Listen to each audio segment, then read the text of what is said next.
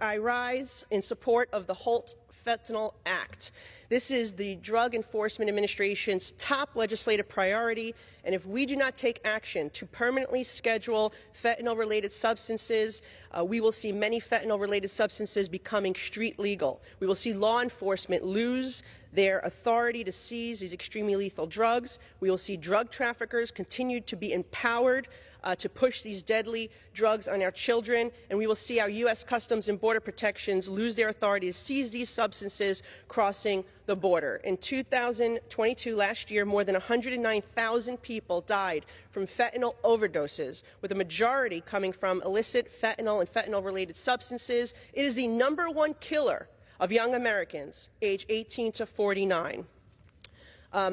In addition to that, it's important to note that the DEA has announced results of a years-long national operation, Operation Last Mile, which specifically targeted fentanyl traffickers that run by the drug cartels operating right here in the United States. According to the Department of Justice, there are 2 cartels who use multi-city distribution networks, violent local street gangs, and individual dealers across the U.S. to drive addiction.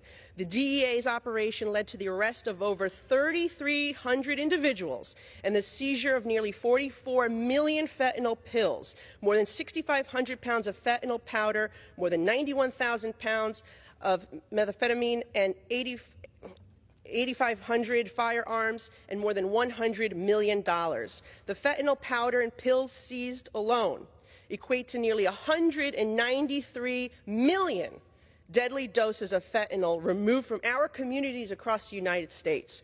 It is so incredibly important that we not only pass the HALT Fentanyl to give DEA, to keep DEA having the tools that they need to do their job, but we also passed House Republicans' border security package.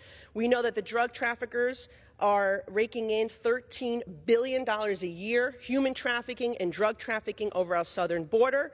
And according to the DEA, the Mexican criminal organizations are now the most prominent wholesale-level heroin traffickers in the DEA Chicago, New Jersey, Philadelphia, and Washington Field Division areas of responsibility, and have greatly expanded their presence in New York City. We must pass our border security bill in the Senate, and we must pass the HALT fentanyl bill here in the House and in the Senate as well. Thank you very much. I yield back.